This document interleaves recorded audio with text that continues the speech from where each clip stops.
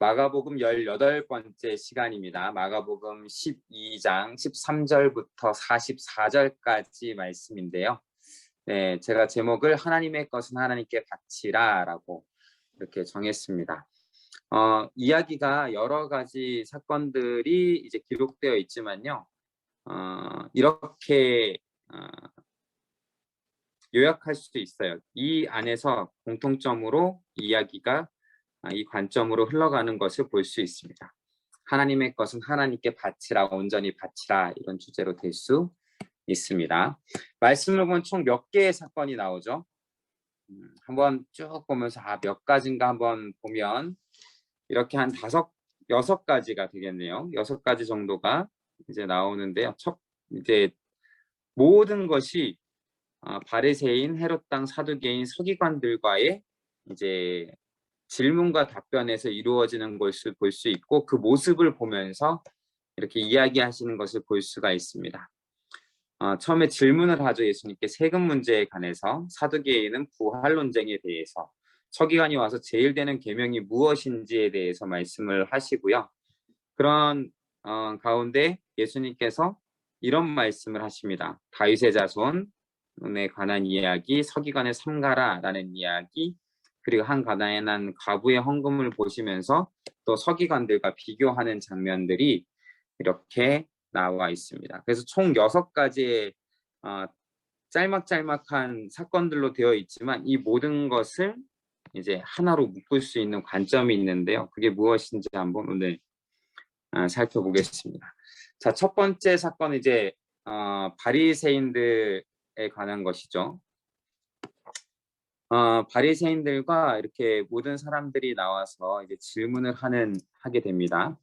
자, 그 질문들을 처음 와서 한 질문들을 한번 살펴보겠습니다. 자, 말씀이 이렇게 나와 있죠.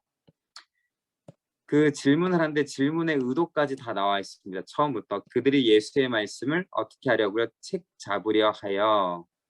자, 뭔가 예수님께서 말씀을 하면 잘못됐습니다. 이건 이상한데 하고 꼬투리를 잡는 거죠. 지금 이제 뭐 대선 때문에 토론도 많이 하잖아요. 그럼 사람이 말을 하면 실수를 하게 되잖아요. 그렇죠? 잘 답변을 하다 보면 모르는 게 있을 수도 있고 실수를 할 수도 있잖아요. 그래서 자꾸 유도하는 겁니다. 질문을 하고 답을 하게 해서 틀린 것을 찾아내는 거죠. 그럼 어떤 질문을 할까요? 쉬운 질문을 할까요? 좀 까다로운 질문을 할까요? 네, 까다로운 질문을 하게 되겠죠. 그래서 보니까 바리새인과 헤롯단 중에서 사람을 보내매 와서 이르되 선생님이여 우리가 아노니 참되시고 아무도 꺼리끼는 일이 없으시니 이는 사람을 외모로 보지 않고 오직 진리로서 하나님의 도를 가르치심이니이다 라고 말합니다. 자, 예수님을 정말 이렇게 생각하고 있을까요? 이제 좀 좋게 이야기하고 있잖아. 예수님에 대해서 좋은 점을 막 말하고 있습니다. 그렇죠. 마음에는 그렇지 않은데 네, 그러면서 이렇게 거짓으로 이야기하고 있는 것이죠. 그러면서 자신의 함정에 빠지고 있어요. 자신들은 지금 사람을 외모로 보고 있고 진리로서 하지 않고 있죠. 경험과 그 다음에 자신의 관습과 자신의 이익을 따라 하고 있는데, 그렇죠? 자신은 없는 모습을 이제 스스로 이야기하고 있어요.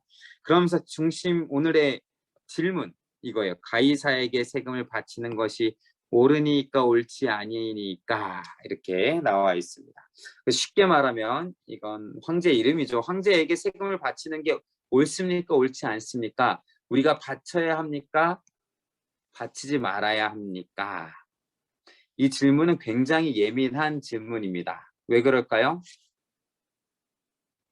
바쳐라 하면 누가 싫어해요? 지금 로마의 압제를 당하고 있는 유대인들이 싫어해요. 그렇죠?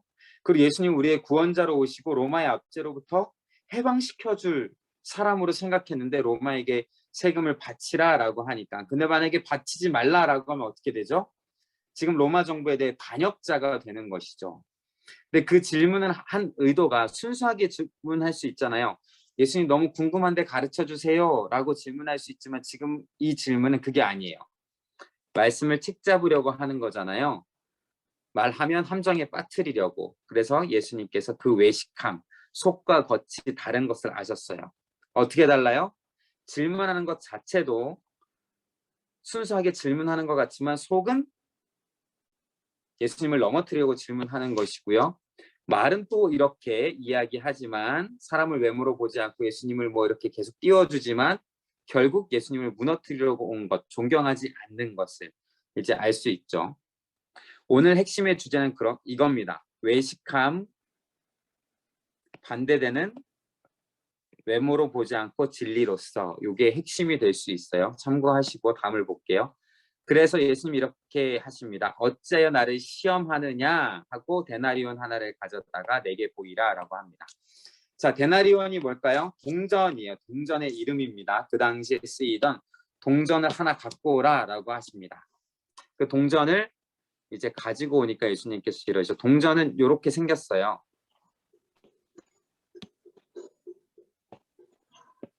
자, 동전을 이렇게 생겼는데요. 여기 동전 앞면 뒷면 이렇게 될 것 같은데 그 당시 쓰였던 데나리온입니다. 가져와서 이 형상과 이 글이 누구의 것이냐, 여기 형상이 있고 여기 주변에 글이 있죠. 이렇게 글이 있습니다. 이게 누구의 것이냐라고 물어봅니다. 이르되 누구의 거라고요? 가이사의 것입니다. 황제의 얼굴입니다. 라고 말하니까 예수님께서 뭐라고 말씀하시죠? 가이사의 것은 가이사에게, 하나님의 것은 하나님께 바치라 라고 말씀하십니다. 그러자 그들이 매우 놀랍게 여겼습니다. 우리가 잘 아는 말씀이죠. 자, 가이사의 것은 가이사에게, 하나님의 것은 하나님에게 바치라. 자, 가이사의 것은 무엇이죠? 가이사가 만든 동전입니다. 돈이에요. 그것은 가이사에게 바쳐라 라고 말합니다. 자, 우리에게도 뭐 적용될 수 있는 것이죠. 세상에 세금을 내는 문제. 진정한 왕은 하나님이신데 그럼에도 불구하고 이 땅에는 통치자가 있죠. 네, 하나님께서 세우신 이 땅에 통치자가 있습니다. 그리고 이 통치자와 정부를 향해 세금을 냅니다. 하나님께서 그냥 그 정부에게 세금을 내라라고만 말씀하셨죠. 정부가 만든 정부의 동전, 그것을 세금을 냅니다. 그 세금은 어디에 쓰이나요? 대부분 나라를 경영하고 또 백성을 돌보는 데 쓰이죠. 그러면은 그것으로서 우리가 또 혜택을 누리는 거예요.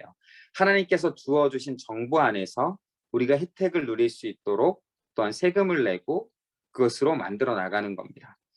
자, 유대인들도 다 혜택을 봤어요. 로마가 만든 도로, 그리고 행정기관, 세금으로 하는 모든 것들에 또한 받고 있었죠. 또 부득이한 경우도 있었겠지만 그런 걸 떠나서 하나님은 정부에게 정부가 만든 돈을 내라라고 합니다. 문제는 그 다음이에요. 하나님의 것은 하나님에게 드리라 라고 하고 있죠. 하나님의 것은 무엇일까요? 여기서 자, 1차원적으로 생각하면 쉽게 이것도 생각할 수 있어요. 예전에 성전에서 예수님께서 동전 바꾸는 자들을 내어 쫓으셨죠. 그때 바꾸었던 동전, 어떤 동전이었죠? 자, 데나리온처럼 세상이 만든 돈에는 압제하는 황제의 얼굴이 있거나 우상의 그림이 있으니까 거룩하지 못하다라고 해서 성전에서 드릴 수 있는 동전을 따로 만들었다 그랬죠. 그래서 그 동전으로 바꾸어서 헌금을 드렸습니다.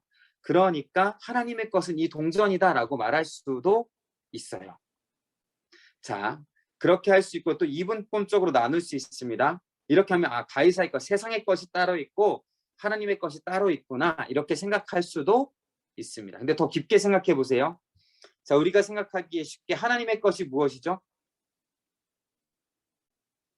하나님의 것 뭐죠? 다 하나님의 것이잖아요. 그렇죠? 나도 그렇고요. 가이사가 만든 동전도 하나님의 것이고요. 가이사도 하나님의 것입니다.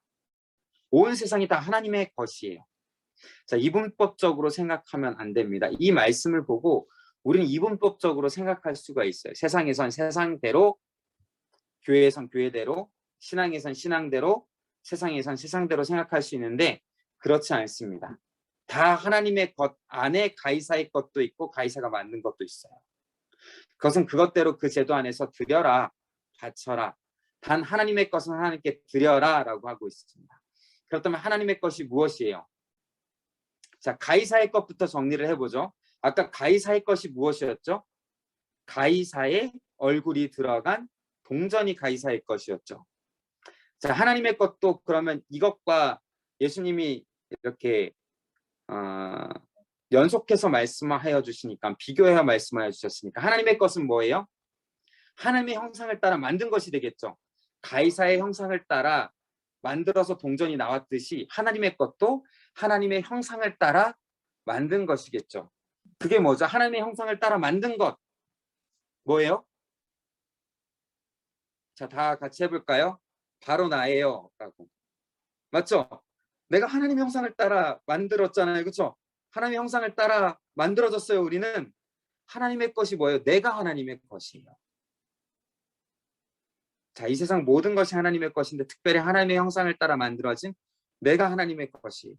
그래서 예수님의 이 말씀에는 그 아까 따로 만들었던 동전뿐만 아니라 뭐가 포함되냐면 내 자신이 포함되어 있는 거예요.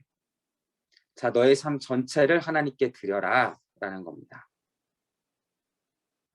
자, 가이사에게 드리는 것은 우리가 이 땅에서 살아가면서 세상에 진 의무의 작은 일부분을 드리는 거라면, 하나님께 드리는 것은 똑같이 뭐 내 것 중에 작은 일부분 하나를 하나님의 것이라고 드리라는 얘기가 아니라 하나님의 형상으로 만들어진 내 자신을 하나님께 드리라라고 하는 말씀입니다. 네, 아셨죠? 자, 사실 오늘 수업은 여기로 끝나도 돼요. 이게 가장 큰 의미입니다.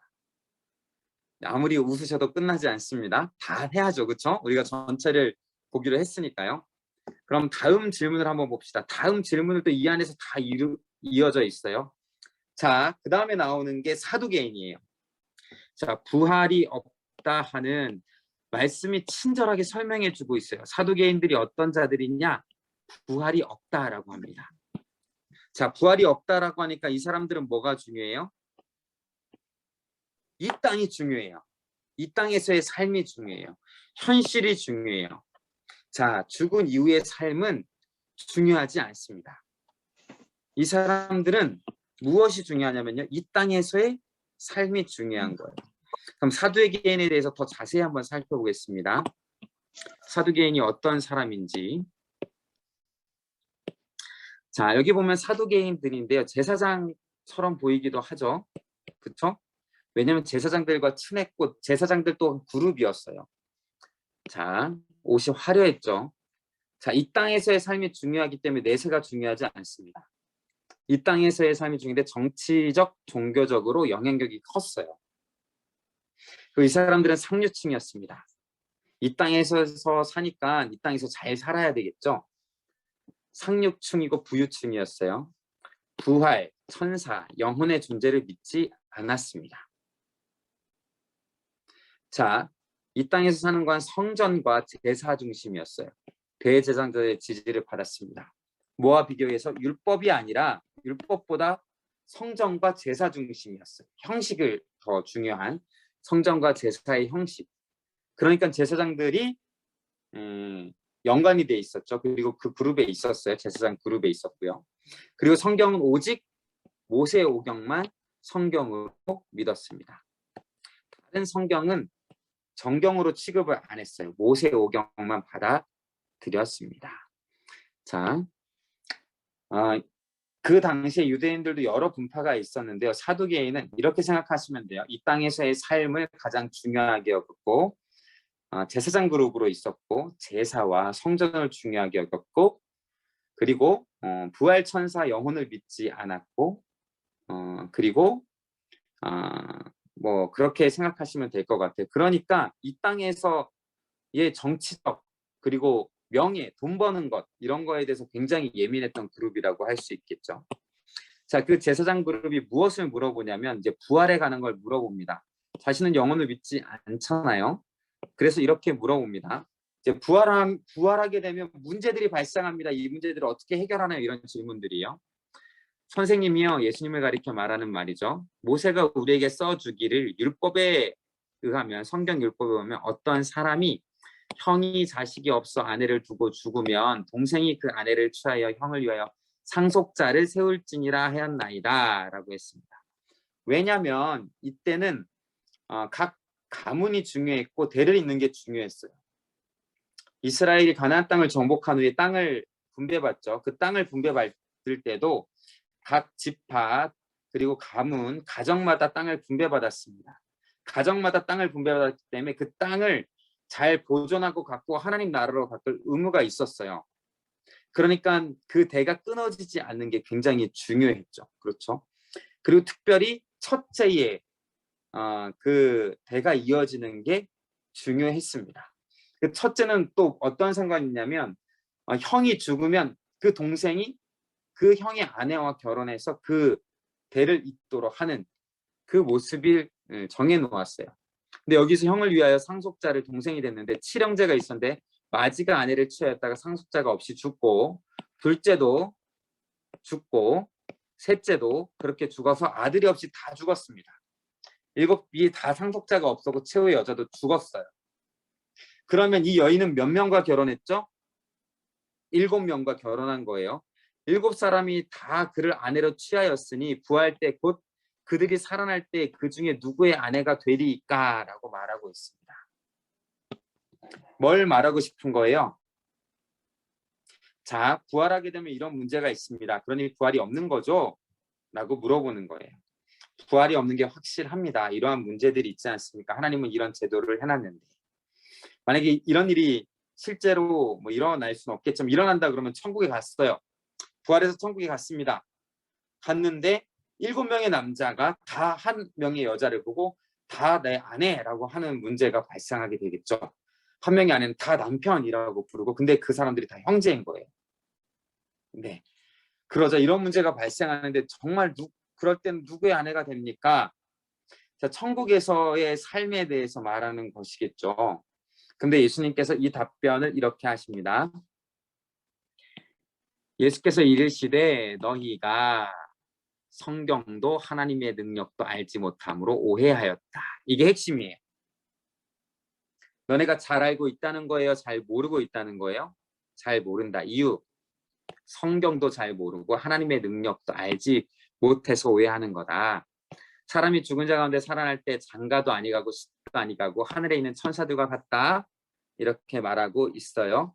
그리고 여기 쭉 이렇게 나올 때에 26절의 말씀은 부활에 대한 것을 확증하는 말입니다. 왜냐? 하나님은 살아계신 자의 하나님인데 이미 죽은 자를 가지고 이름을 들면서 나는 그들의 하나님이다 라고 했는데 그들이 부활해서 살아있기 때문에 이렇게 말씀하셨다라는 걸 말해주시면서 죽은 자의 하나님이 아니시오 산 자의 하나님이시라면서 또 무엇을 반복해요? 너희가 크게 오해하였도다 라고 말하고 있습니다. 자, 우리가 오해하였다라고 말하여 주고 있습니다. 뭘 오해했다고 말하죠? 네. 자, 하나님께서 오해하셨다라고 해요. 네, 하나님께서 오해하셨다라고 말하는데요. 예수님께서 말씀도 모르고 너희가 하나님의 능력도 몰라서 오해했다라고 말씀을 하십니다. 자, 이것이 핵심이에요. 우리가 성경 말씀을 보고 이해가 안 된다고 해서 우리의 생각대로 하면 어떤 문제가 발생하냐? 우리의 생각을 뛰어넘는 하나님의 말씀과 하나님의 능력을 오해해서 생기는 일들이에요. 자, 너희들이 하나님의 말씀을 보고 그렇게 오해하는 일들이 있다. 그것은 말씀이 잘못된 것이 아니라 하나님이 잘못된 것이 아니라 누가 잘못된 것이라고요? 우리가 오해한 것이다 라고 말하고 있습니다. 그래서 이 사람들은 계속 하나님의 말씀을 보고 오해하고 실수하고 실패한 것이고 부활이 없다라고 생각한 거잖아요. 이들도 말씀을 보고 있는 사람이었고 우리보다 더 말씀을 연구한 사람들이었는데 이런 결론에 이르렀어요. 근데 그 이유가 뭐라고요? 하나님의 능력을 오해하고 하나님의 말씀을 잘 알지 못했기 때문이다라고 말해주고 있습니다. 자, 다음 질문을 볼게요. 그러자 서기관 중에 한 명이 또 나옵니다. 서기관 중 한 명이 그들이 변론하는 것을 듣고 예수께서 잘 대답하신 줄을 알고 나와 묻되 왜 여기 잘 대답하신 줄을 알았을까요? 이유는 간단합니다. 바리새인들은 부활을 믿었어요. 그러니까 서기관들과 그 사두개인들과 싸울 때 뭐 때문에 싸울까요? 부활이 있냐 없냐 갖고 싸우고 있었겠죠. 근데 자기 편이 됐으니까 잘 대답하신 줄 알고 물어봅니다. 모든 계명 중에 첫째가 무엇입니까? 가장 큰 거 그게 무엇입니까? 라고 물어보죠.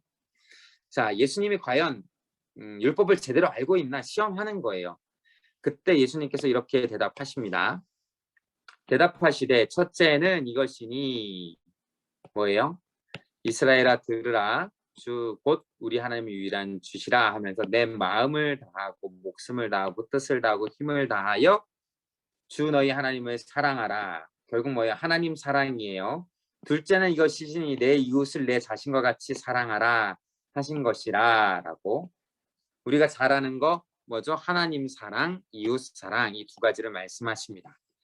그러자 율법 교사가 듣고 뭐라고 말할까요? 그것을 듣고 그 서기관이 이르되 선생님이여 옳습니다. 하나님은 한 분이요 그 외에 다른 이가 없다 하신 말씀이 참입니다. 쭉 같은 말을 말하고 하나님을 사랑하는 것, 이웃을 자신과 같이 사랑하는 것이 모든 것보다 낫습니다. 라고 말하고 있어요. 자, 여기 봅시다. 아까 전에 모든 번제물과 기타 제물 이거 중요시 하는 게 누구라 그랬죠? 사두개인이라고 말했죠. 이거보다 바리새인은 무엇을 우선으로 하냐면 율법을 우선으로 하고 있어요. 자, 예수께서 그가 지혜 있게 대답함을 보시고 이르시되 내가 하나님의 나라에서 멀지 않도다 하시니 그 위에 감히 묻는 자가 없더라 라고 말하고 있습니다. 자, 여기서 보면 하나님 나라에 멀지 않도다. 무엇과 연관이 돼 있어요? 복음과 연관이 돼 있어요. 근데 우리가 알잖아요. 율법으로는 구원을 받을 수 없다는 걸 알잖아요. 근데 하나님 나라에 가까웠다라고 말씀하세요. 우리가 전에 봤던 부자 청년 이야기도 있죠. 그렇죠? 계명이 무엇이냐? 어떻게 하면 영생을 얻을 수 있습니까? 넌 뭐라고 배웠느냐? 하나님 사랑, 이웃 사랑. 아, 그래? 그럼 가서 지켜라. 내가 어렸을 때부터 지켰습니다. 그래, 잘했다. 그러면서 한 가지 부족한 것이 있으니 이렇게 말하죠. 잘하였도다. 하나님 나라에 가까웠던 거예요. 그 사람도. 그리고 이 율법 교사도 마찬가지죠. 하나님 사랑, 이웃 사랑 이렇게 말하니까 예수님께서 뭐라고 말씀하세요? 하나님 나라에서 멀지 않다. 자, 이건 사두개인의 관점과 바리새인의 관점을 다 봐야 돼요. 자, 율법을 보고 성경에 있는 제사를 보면 깨달아야 돼요. 뭐냐면 그것으로서 구원받을 수 없다라는 것을 깨달아야 돼요. 그래서 율법을 알면 알수록 제사를 드리면 드릴수록 깨닫게 됩니다. 자, 제사는 왜 드리죠? 자, 하나님께서 제사 제도를 주신 이유가 무엇인가요? 대부분 자신의 죄를 용서받기 위해서 제사를 드립니다. 그렇죠. 자신의 죄를 동물에 전가시키고 동물을 온전히 태워서 그래서 자신의 죄값을 태워버리고 나는 새 사람이 되어서 돌아오는 것이죠. 근데 동물을 계속 죽여도 내 죄가 사라져요, 안 사라져요? 어떻게 아시죠? 동물을 안 죽여봤잖아요. 근데 우리는 알 수 있죠? 왜냐하면 죄를 계속 반복해서 짓는다는 걸 아니까. 그렇죠? 우리가 동물을 드린다 할지라도 나중에 깨닫게 돼요. 아무리 들어도 이게 소용이 없구나. 내가 계속 죄를 짓는 거구나. 그리고 이 제사가 모형이라는 것을 깨닫게 됩니다. 어떤 모형? 영원히 내 죄를 사할 영원한 어린 양, 대속물이 필요하다는 걸. 단번에 내 죄를 용서할 그러한 대속물 예수 그리스도가 필요하다는 것을 깨달아야 되고요. 자, 그것을 넘어서 진정한 의미를 알아야 된다 그랬죠. 자, 율법으로 가봅시다. 하나님 사랑, 이웃 사랑이에요. 자, 하나님을 사랑하고 이웃을 사랑해야 이게 율법의 핵심이고 죄의 핵심입니다. 자, 죄를 짓지 않는다는 건 무엇이냐면 하나님을 사랑하고 이웃을 사랑한다는 거예요. 죄는 뭐냐면 그것에서 벗어난 게 죄예요. 모든 율법은 거기에서 가지로 나옵니다. 구체적인 것들이. 자, 하나님을 사랑하고 이웃을 사랑해야 되는 첫 계명인 걸 알고 이 계명을 지켜야 천국에 갈 수 있어요. 근데 그걸 할 수 있나요, 없나요? 여러분, 하나님보다 사랑하는 것 있나요, 없나요? 대답을 못 하시죠? 저도 있어요. 하나님보다 자꾸만 다른 게 보이고 다른 걸 메어 달리게 되고 다른 걸 붙잡게 돼요. 하나님보다 다른 걸 구하는 게 자꾸만 생기게 돼요. 이것이 인간의 모습입니다. 그렇죠? 또 이웃사랑. 사실 하나님을 사랑해야 이웃을 사랑할 수 있어요. 하나님의 형상을 사랑해. 하나님을 사랑해야 하나님의 형상을 따라 지은 인간을 사랑할 수 있는데, 온전히 사랑할 수 있는데, 하루 종일 인간을 사랑하는 마음이 더 큽니까? 미워하는 마음이 더 큰가요? 네, 다 웃으세요. 수상한 겁니다. 미워하는 마음이 더 클 수 있죠. 가족들 중에도 마찬가지죠. 자꾸만 미워하는 마음이 이렇게 머릿속에 다른 사람을 향한 칭찬과 사랑과 막 설렘과 기쁨이 넘쳐나나요? 마음속에 미움과 답답함과 이렇게 속이 썩어 들어가는 것과 이런 것들이 채워지나요? 가장 가까운 가족을 생각할 때 기쁨과 행복이 넘치시나요? 답답함과 속쓰림과 막 속이 뒤집어지는 일들이 생기나요? 네, 각각 다 다를 수 있겠죠. 근데 우리 마음 가운데 100% 사랑과 기쁨과 설렘들이 넘쳐나야 되는데, 그래야 죄가 아니죠. 그렇죠? 조금이라도 생겨나면 죄가 돼요. 그렇죠? 그러면 하나님 나라에 가까웠다는 이유는 뭐냐면 내가 율법으로 될 수 없구나 라는 것을 깨달아야 되는 것이죠. 자, 그 당시 율법도 중요하고 제사도 중요합니다. 왜? 그것이 예수님께 가는 길이 되기 때문입니다.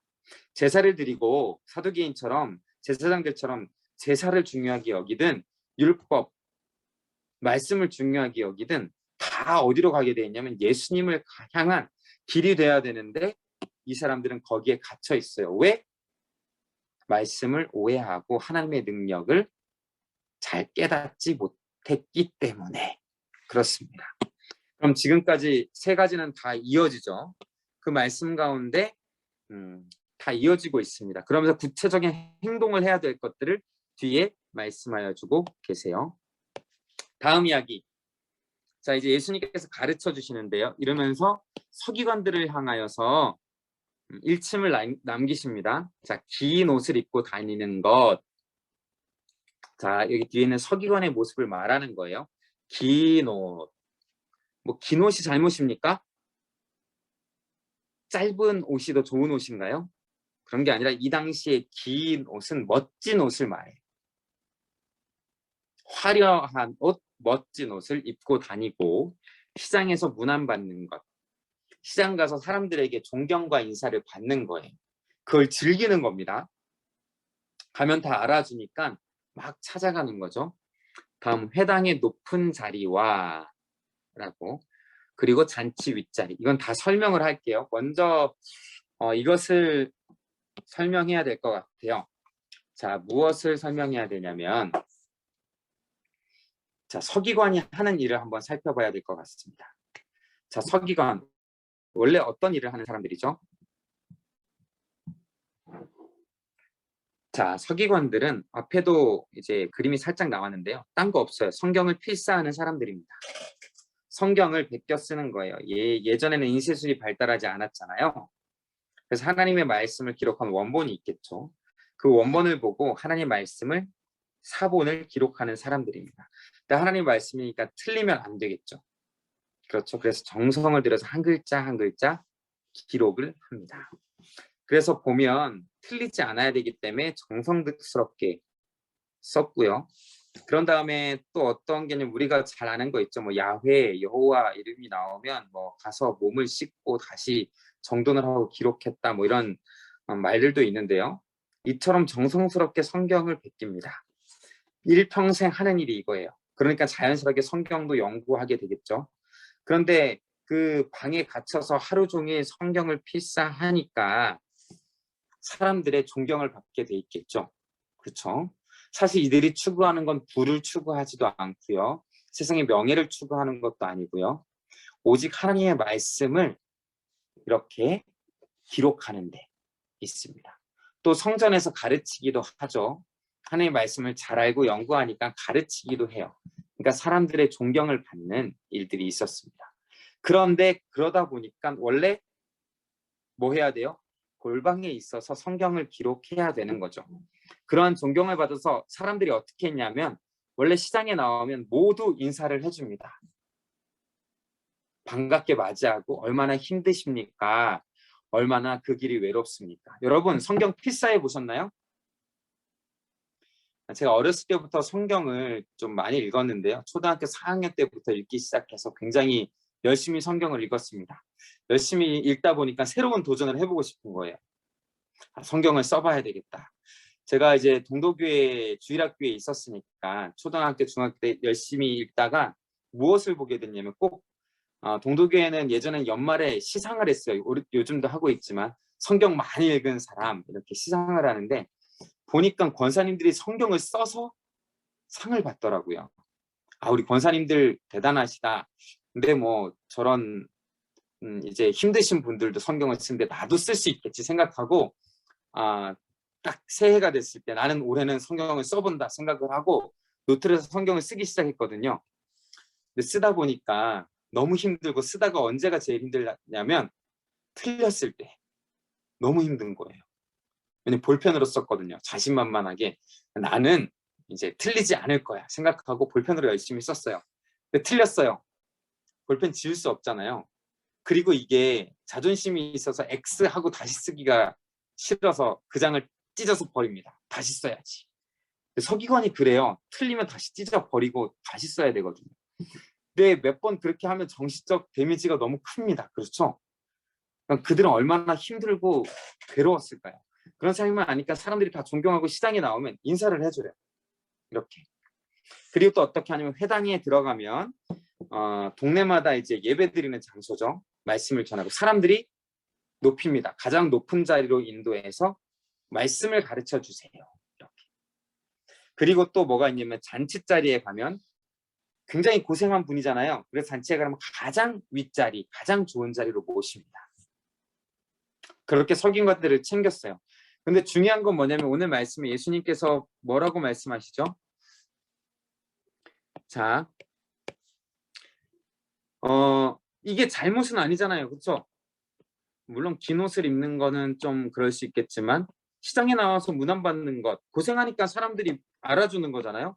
회당의 높은 자리, 성경을 잘 알고 고생했으니까 가서 이제 말씀 전해주세요 하는 거잖아요. 잔치의 윗자리, 잔치에 가면 높은 자리에 해서 그 모든 노고와 수고를 좀 위로해주고 높여줄 수 있는 거잖아요. 근데 중요한 건 여기 원하는입니다. 원하는. 서기관들이 여기에 맞들렸어요. 그래서 성경을 기록하는 일, 하나님의 말씀을 연구하는 일을 내버려 두고 골방에서 나와 거리로 나왔습니다. 그래서 거리로 나온 서기관들이에요. 그러면서 어떻게 하죠? 자신은 힘들고 거룩한 척 하나님의 일을 온전히 잘 감당하는 척 외식했습니다. 그 외식이 어디서 나와요? 과부의 가산을 삼키며 재물을 탐하는데 누구의 재물까지? 과부의 재산까지. 그리고 또 외식으로 길게 기도한다. 여러분 길게 기도하는 것이 잘못된 것이 아닙니다. 근데 무엇으로? 겉모습으로 사람들이 보니까 사람들에게 보이려고 하는 거죠. 모든 행동이 사람들에게 보이려고 대표적인 게 기도하는 모습을 말해주고 있죠. 그 받는 판결이 더욱 중하니라 하시니라 라고 말하고 있습니다. 자, 아까 서기관들이 모습 있으면서 아까 뭐라고 말했죠? 율법을 연구하는 서기관이 자기 입으로 뭐라고 말했나요? 하나님 사랑, 이웃 사랑을 말했죠. 그렇죠. 겉으로는 그런 것처럼 말했지만 속으로는 지금 뭐 하고 있어요? 자기 사랑. 하나님 사랑이 아니라 자기 사랑. 하나님 사랑하는 척하고 이웃들 사랑하는 척하면서 자기 사랑하고 있고 실천하지 못하고 있습니다. 그렇죠. 자, 아까 처음으로 돌아가 보면 하나님의 것을 하나님께 바치지 못하고 있어요. 자기의 것을 하나님께 바치지 못하고 자기에게 열심히 바치고 있죠. 자기를 위해서. 자, 마지막 사건이 나옵니다. 여기에 보니까 그 서기관과 대조되게 예수께서 헌금함을 대하여 앉으사 무리가 어떻게 헌금함에 돈을 넣는가 보실세에 이렇게 나와 있습니다. 자, 이 당시에 헌금함은 헌금을 얼마 넣는지 다 알 수 있도록 해놨어요. 자, 그러면서 여러 부자는 많이 넣었습니다. 많이 넣었어요. 부자니까 또 많이 넣을 수 있었겠죠. 한 가난한 과부. 이 표현이 너무나 보면서 막 애절해야 됩니다. 과부. 이 당시 말고 지금 말고 이 당시의 과부는 일할 수도 없었고 어떻게 누군가가 잘 챙기지도 못한 아주 연약한 자였어요. 근데 가난한이 또 붙었죠. 한 가난한 과부 나서 두 렙돈 곧 한 고드란트를 넣는지라 이렇게 나와 있는데요. 먼저 이게 얼마나 액수가 되는지 우리가 또 한번 알아야 되겠죠. 공부를 하고 있으니까. 자, 고드란트의 가치에서 그 당시 로마의 화폐를 넣어놨습니다. 요게 고드란트예요. 자, 보시면 요게 고드란트라는 동전입니다. 가장 작은 단위 중에 하나죠. 두 렙돈. 이게 두 렙돈이에요. 이게 렙돈이에요. 가장 작은 단위예요. 자, 살펴보면 이렇게 볼 수 있습니다. 아까 봤던 데나리온, 우리가 성경에서 자주 보는 데나리온은 노동자 일일 품삯이에요.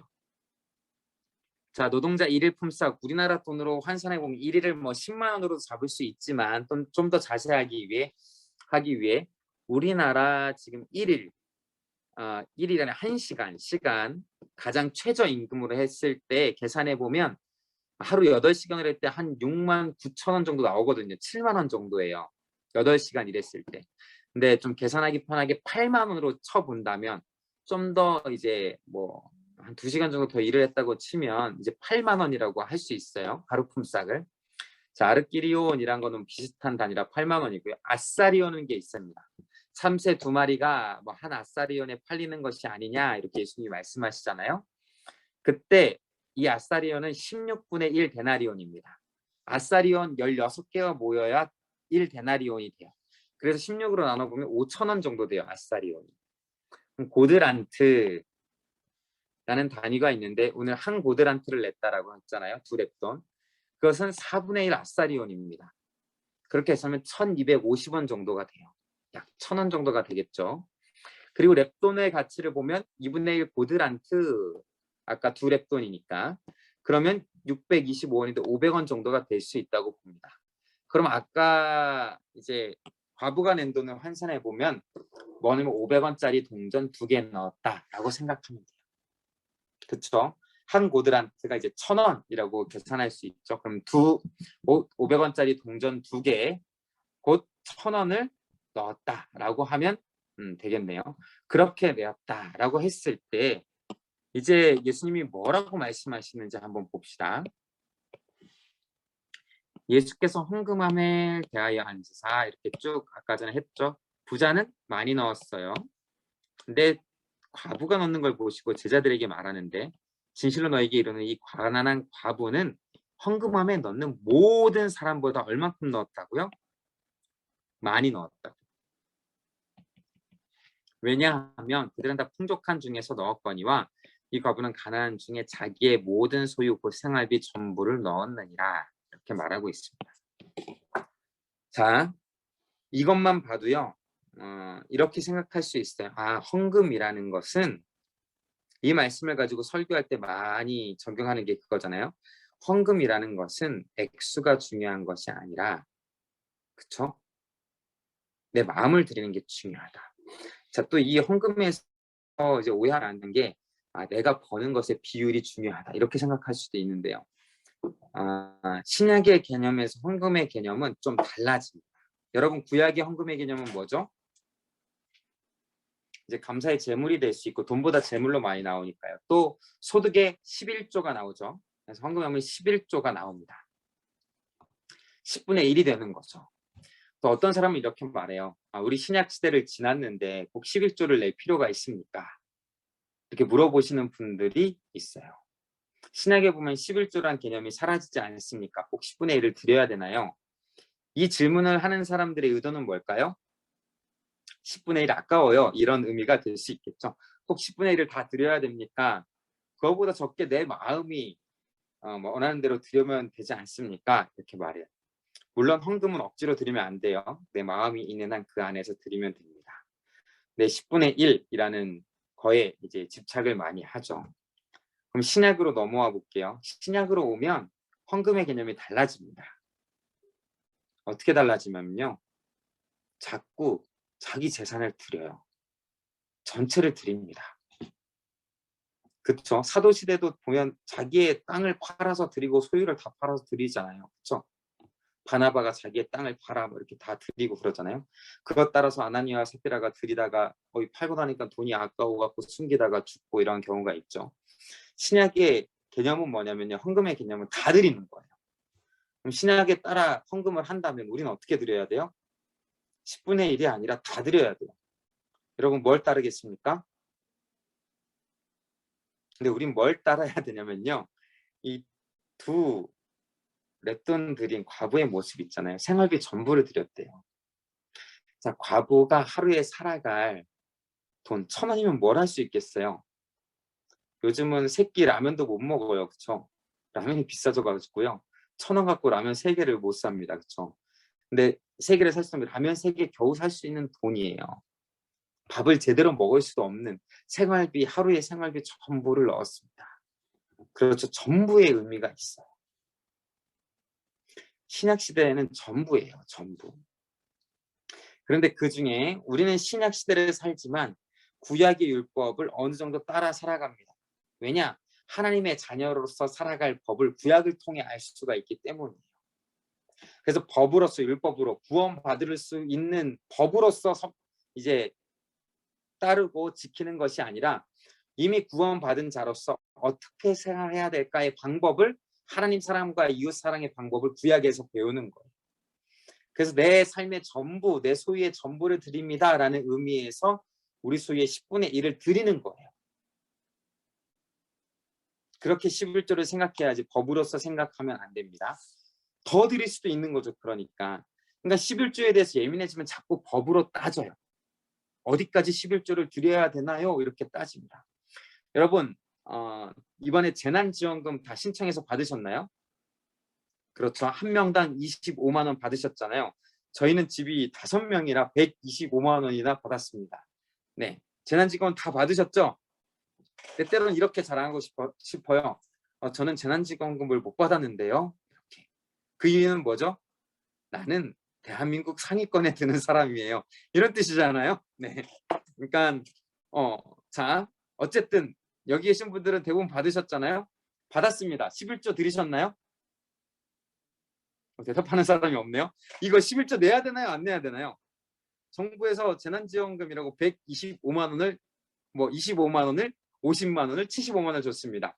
11조 내야 되나요? 안 내야 되나요? 자, 어떤 사람은 따지죠. 소득의 11조라 그랬는데 이건 소득이 아니잖아요. 국가에서 준 거잖아요. 라고 말할 수도 있잖아요. 그렇죠?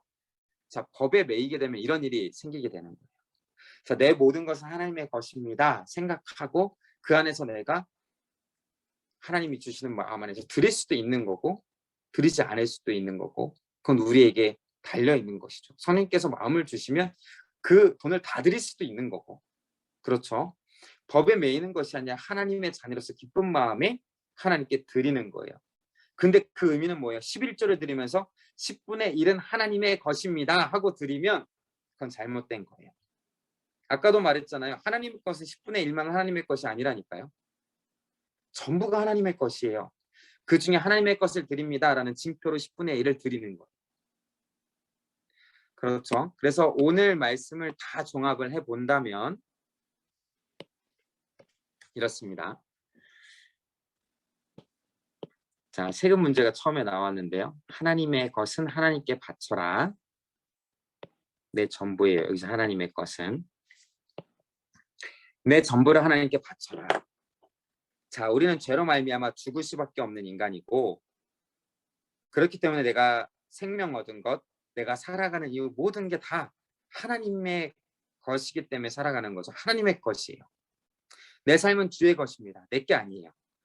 내 전부가 하나님의 것이고 그렇기 때문에 내 삶이 하나님의 것이기 때문에 내 삶 전부를 하나님께 바쳐요. 오늘 핵심은 이겁니다. 그래서 결론도 이거죠. 전부를 드려라. 라는 것이 핵심입니다. 자, 그러면서 이것이 하나님의 말씀이라는 거죠. 다른 걸로 논쟁하는 것, 부활을 여기선 예로 들었지만 아까처럼 11조에 관한 것, 때론 계명을 지키는 여러 가지 모든 것에서 논쟁하는 이유? 하나님의 말씀 몰라 오해하는 것이죠. 하나님의 말씀은 단순해요. 뭐예요? 내 삶 전체를 드려라. 이거예요. 날 구원하신 예수님. 근데 이렇게 볼 수 있죠. 하나님의 말씀과 능력이 뭐예요? 예수님 먼저 우리를 위해 모든 걸 바쳐주셨잖아요. 그렇죠? 그렇게 해서 우리를 취하셨습니다. 이제 우리의 삶은 주의 것이에요. 그러니 하나님께 바쳐라. 그러면서 하나님께 바치는 방법 뭐예요? 하나님 사랑, 이웃 사랑입니다. 그리고 아까 전에 그냥 넘어가 버렸는데 다윗의 자손에 관한 거 있죠. 예수님이 갑자기 말씀하십니다. 다윗의 자손에 대해서. 왜 다윗이 내 주 그리스도를 그 다윗의 자손이라고 했는데 또 그리스도라고 내 주여라고 부르는가? 이 말씀이 있는데요. 거길 통해 이제 예수 그리스도 하나님께서 하나님의 아들이 다윗의 자손으로 오셔서 자신을 바치게 되었다라는 것을 말해주기 위해서였고요. 다음은 서기관들을 삼가라. 뜻은 뭐죠? 외식하지 말아라 라는 거죠. 겉과 속이 틀리지 말아라. 자, 율법에 의하면 그렇게 돼요. 겉으로는 하나님께 11조를 드리면서 자신을 다 드리는 것처럼 하지만 결국 형식적으로만 드리고 내 자신은 나의 것 이렇게 되지 말고 외식하지 말고 내 자신을 온전히 하나님께 드려라 라는 뜻입니다. 자, 오늘도 전체 말씀이 이제 들어오죠. 정리해보면 이겁니다. 결국 우리를 위해 하나님께서 인간의 몸을 입고 오셔서 자기 자신을 다 드려서 우리에게 생명을 주셨습니다. 이제 우리의 삶은 우리의 것이 아니라 누구의 것이라고요? 하나님의 것입니다.